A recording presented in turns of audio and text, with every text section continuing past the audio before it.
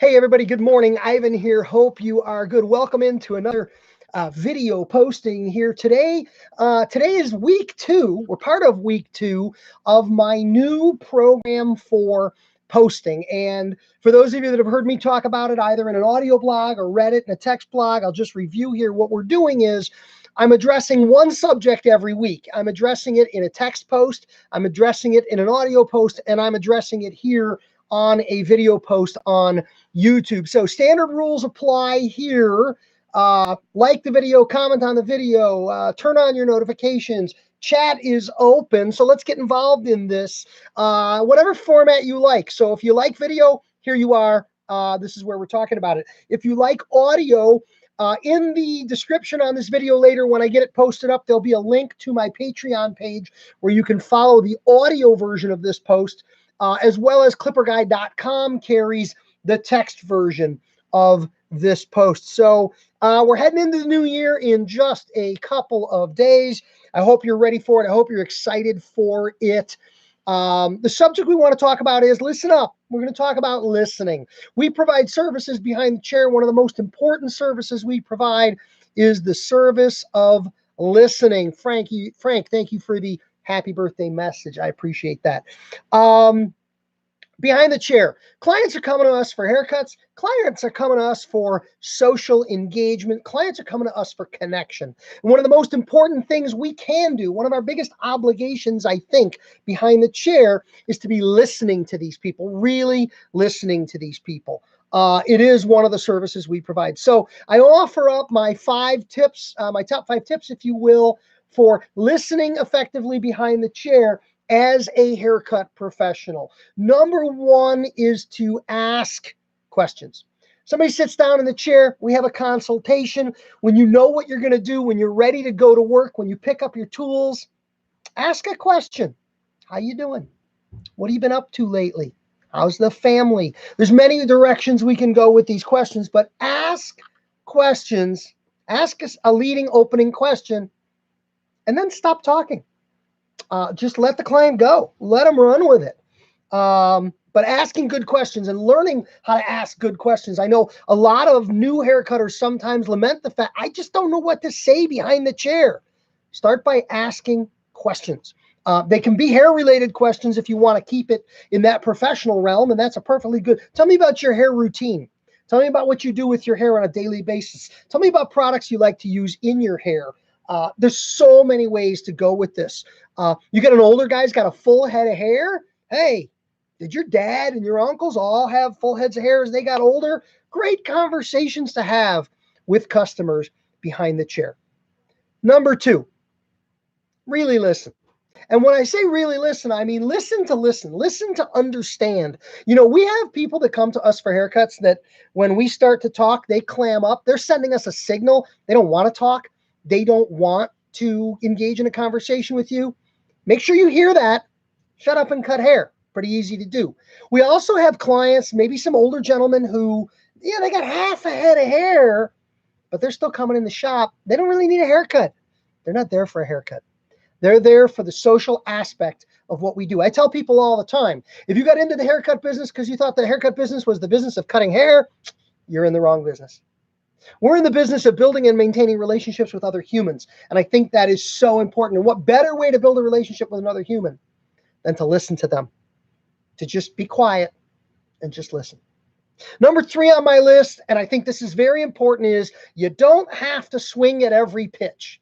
You don't have to comment on every comment. You don't have to reply to every question that's asked of you. Don't take the bait. Don't go there with some people. You know, right now we're living in an era politically that's pretty toxic. And maybe you don't even want to get involved in that, no matter what your opinion is or which side of any argument you happen to sit on. That's not the point. Simply saying things like, I hear you. Yeah, okay. Or not responding at all.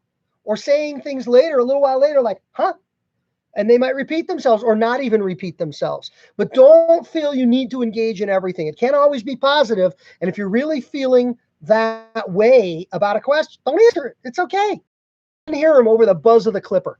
No worries. Just let's check out a comment here. Yeah, absolutely, Kevin. Couldn't agree with you more. That's why we're talking about it. Number 4 on the list is asking follow-up questions.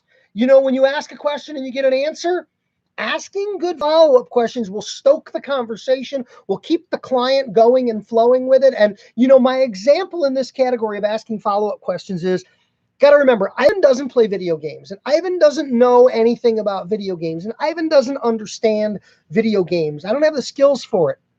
But I go back to an old story, true story. I had a young kid in my chair, sat down in my chair during a haircut and started talking to me about video games. Now, I don't care about video games, but I began to say things like, really? Tell me more about that. Why do you think that is? Huh? That's cool. At the end of the haircut, this kid shot up out of my chair, ran up to his mother in the waiting room and said, Mom, Ivan is so cool. He knows everything about video games. Well, now the kid was wrong. Number 1, I'm not cool. Number 2, I don't know anything about video games. But just by setting him up that way and listening to him, who doesn't want to be cool in the eyes of a kid? Who doesn't want to be cool in the eyes of any of their clients? And all I did was say things like, really? Huh? That's cool. Simple.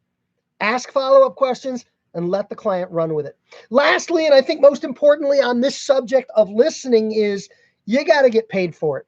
Listening is a service we provide. Don't underestimate its value to your customers, and anything of value needs to be paid for. Now, I wouldn't put listening on the price. You know, what do we do? Haircut, beard trim, conditioning treatment, and listening.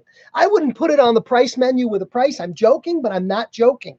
What I mean is, if you're going to do it, you got to get paid for it. If you're doing bare bones haircuts for bare bones money, you really don't even have time to listen. But as soon as we're doing anything other than bottom of the barrel level stuff, listening's a part of that, and it's got to be built into the price. So it's another great example or another reason, another justification for why we are worth more and we need to charge more. Sim Architect, thank you for the happy birthday greeting. Ram Lowstar, Neo DTK09, complicated name, couldn't have completely agree. I agree with you. So thank you for commenting. Thank you for being here. All the comments and all the interaction means something and are very valuable, and I appreciate it. But yeah, last on the list, make sure that listening you're doing, you are getting paid for. Hit them in the pocketbook, hit them in the checkbook, because you know the more they're paying you for the listening, the more happy you're going to be to do all of that listening. That's my post. This post is live now on YouTube here. It's going to go out as video of the week on my mailing list. If you're not on my mailing list and would like to be on my mailing list, go to clipperguy.com and sign up to be there. Video of the week goes out every Thursday. Other stuff goes out during the week. All good stuff. What does Ram Lowstar say? I try my best to ask questions to get them to talk, although some clients aren't very talkative and prefer to just let them enjoy the service instead. Absolutely, Ram. You might have jumped in a little late. I totally talked about that earlier in this posting, earlier in this video. Read their signals, read their body language, listen to what they're saying to you, even if they're not saying it in words. If they don't want to talk, shut up and cut. That's okay. There's absolutely nothing wrong with that. You have to learn to find comfort in that if that's what that client wants. If they just want to quietly sit there and get their haircut. You know, I got this haircut today, and the guy talked to me during the consultation. The guy talked to me as he got started, and once he got into it, we were done talking, and he was just cutting away, and it's all good. Thanks for the birthday wishes, Miss. Is at Jeannie231. Thank you. Appreciate that as well. All right, guys, if I can help you, reach out. Join my Patreon community online. The link is in the description once I get that posted in a little bit. 2020 is upon us, and I am looking forward to helping everybody have a great year. Have a great day. Have a great New Year's celebration. We'll all talk soon. Take care. Bye-bye.